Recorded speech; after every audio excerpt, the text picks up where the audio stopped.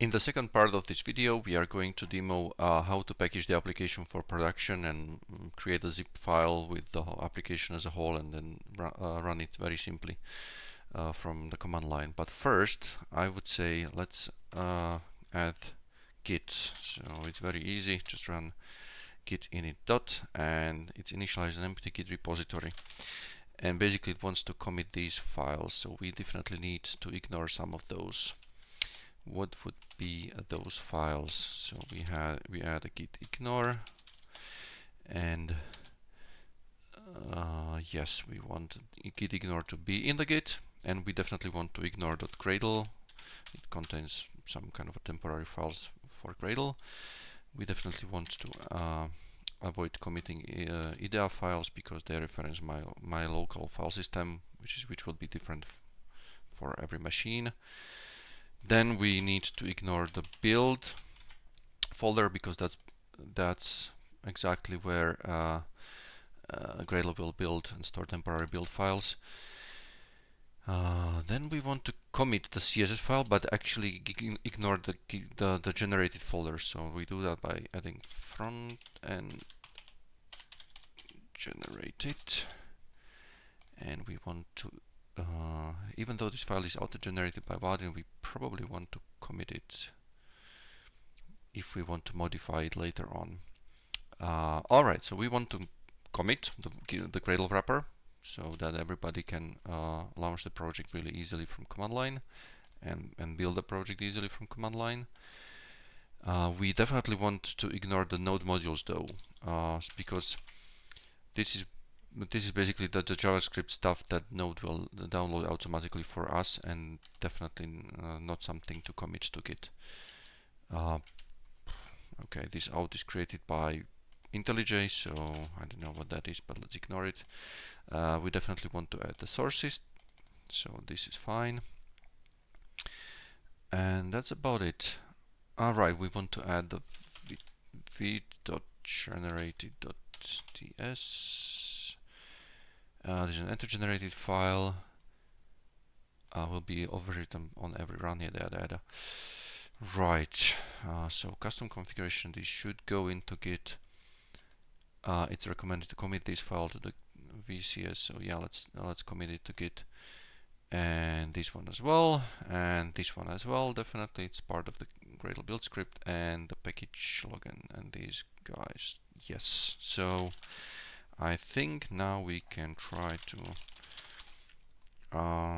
add the files, and yeah, this looks good. So let's create initial commit. So now we are more free to experiment with the application, because if we make some kind of a mess, then we can very easily just type in git reset -hard, and that would basically bring the sources back to the compilable state. Alright, so we wanted to build for production, right? So that's actually achieved by using the -p Vaadin production mode flag.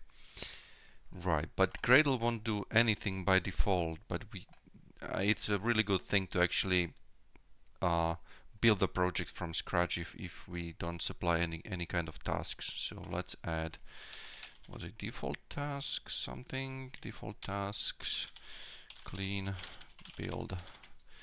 So now if we don't add any task on the command line, then basically Gradle will execute these two. Right, so let's build the production bundle. So this looks good. Vaadin is building the front end for production. This may take a bit of time because the first time Vaadin needs to download some stuff from Node and store it into Node modules, but it went quite fast this time though.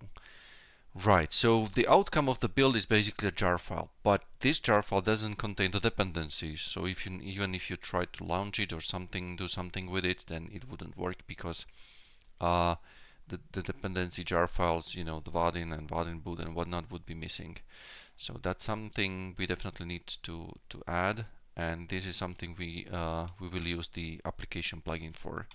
So Gradle offers the application plugin, which basically allows us to turn this project into a self-contained application very easily. So let's do that right now. Right. So we added the application plugin, and as a bare minimum we need to set the main class, which basically the application plugin will then attempt to launch. So that's going to be the main class, this one. Main class set example main. Right.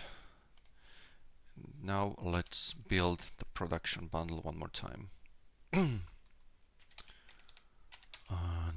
everything, when the build is done, and it's done, now we should have a new folder called distributions, which now contains the zip file and the tar file with the whole application. So the size is 26 megabytes.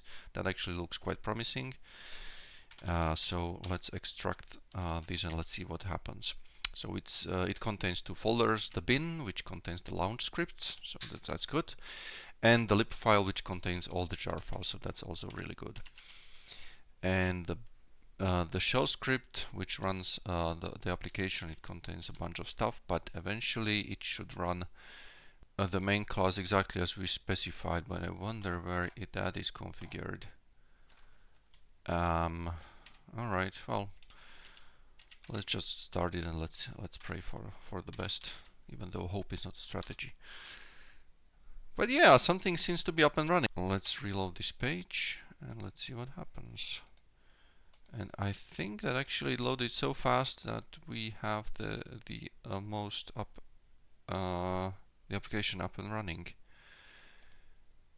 Yeah, Vaadin is running in production mode. So yeah, everything seems to be working just fine. So when I do reload, then everything seems to be running just fine. And we have the application up and running.